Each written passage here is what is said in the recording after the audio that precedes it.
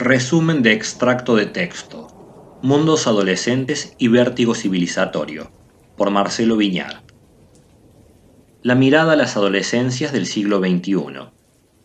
El término adolescencia es de aparición reciente en la historia de las ideas. Como tal, es una construcción subordinada a las transformaciones culturales. El autor patalea contra el esquema causal de linealidad determinista, el viejo prejuicio de la primacía biológica sobre la cultural. Este esquema es mecanicista y simplificador. Piensa la adolescencia como disparada por la pubertad, en donde la biología y cultura interactúan en un paradigma complejo sin prioridad lógica de uno sobre el otro.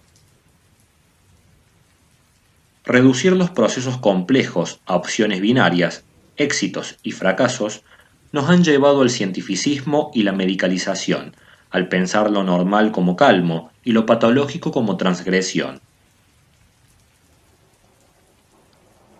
Una perspectiva dialógica, transformación y no etapa. Por ética, el campo de la adolescencia debe involucrar al investigador y el investigado, lo que se mira y quién mira. Esto ahorraría mucha iatrogenia y mala praxis. Discernir sobre los límites de lo normal y lo patológico es una tarea difícil y el dispositivo de moda actúa con ligereza y medicalización. El tránsito adolescente no es una etapa cronológica definible, sino un tiempo de transformaciones. En la niña comienza con la menarca y en el varón con la primera eyaculación, en compañía de cambios en los caracteres sexuales secundarios. En la actualidad, los cambios culturales, la tecnología, padres permisivos y crisis en el principio de autoridad extienden la edad adolescente. Sin embargo, podemos enmarcar por la magnitud de los cambios una edad entre los 12-13 a los 16-17 años.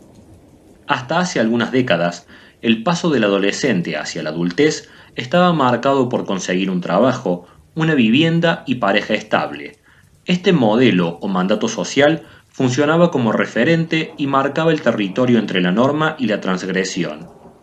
Por añadidura, lo que está bien y lo que está mal antaño estuvieron definidos por la autoridad patriarcal que ejercían la religión, el Estado y la familia. Hoy no encuadran y la definición entre lo sagrado y lo sacrílego es responsabilidad de cada sujeto. En los procesos de emancipación y autonomía aparece el riesgo de error y descarrilamiento. Lo que la religión, el Estado o la familia legislaban como bisagra entre lo legítimo o ilegítimo ha sufrido una confiscación. Los referentes sociales que organizan nuestra mente cambian profunda y rápidamente en las últimas décadas. En este marco, lo que preocupa al autor es la falta de confrontación y controversia entre miembros de grupos etarios diferentes, sobre estilos tradicionales y actuales. Para Eric Hobsbawm, historiador del siglo XX, ninguna otra época de la historia los valores de la tradición y la autoridad fueron tan irrelevantes.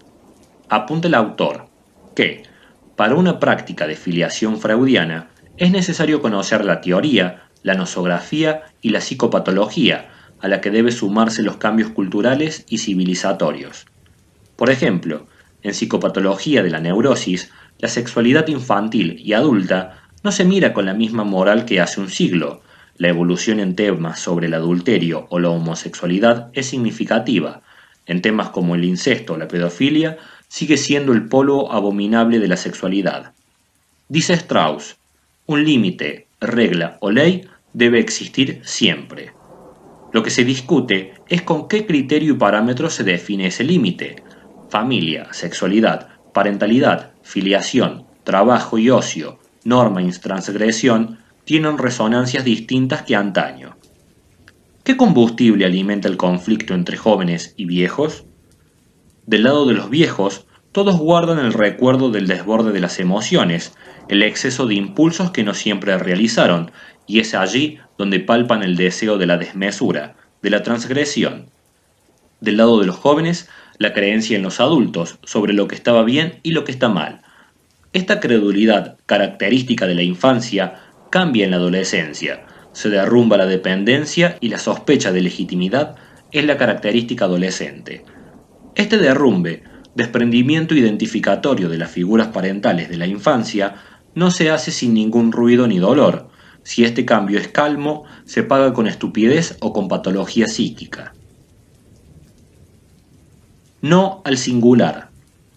La adolescencia debe ser tomada desde lo singular y la diversidad de sus contrastes.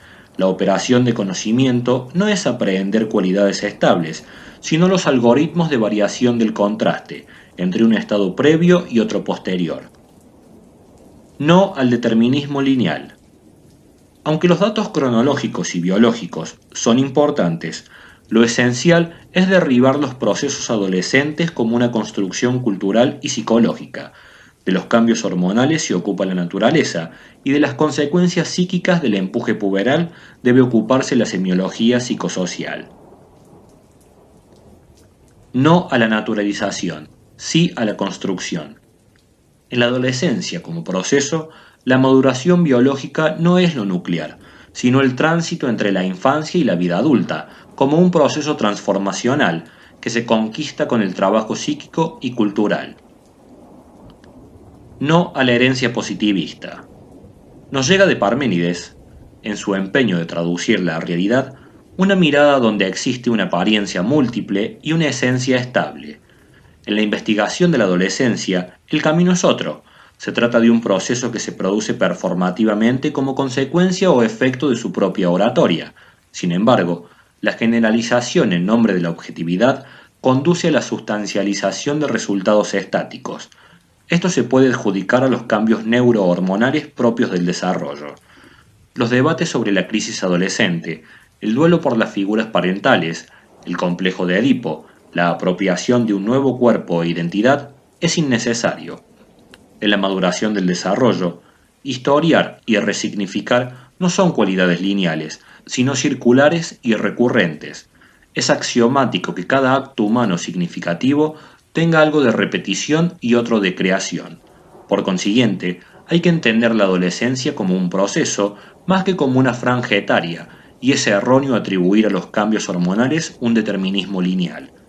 Es mejor optar por un posicionamiento más interactivo de causalidades complejas, culturales y psicológicas, que moldean la tormenta de la pubertad, al mismo tiempo evitar la tentación de colonizar al sujeto según nuestra experiencia y saberes superiores.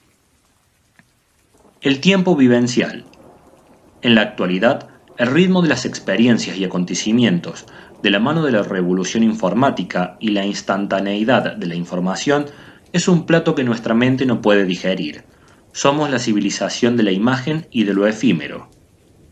¿Qué ocurre en la mente cuando desde temprano todo sucede a este ritmo?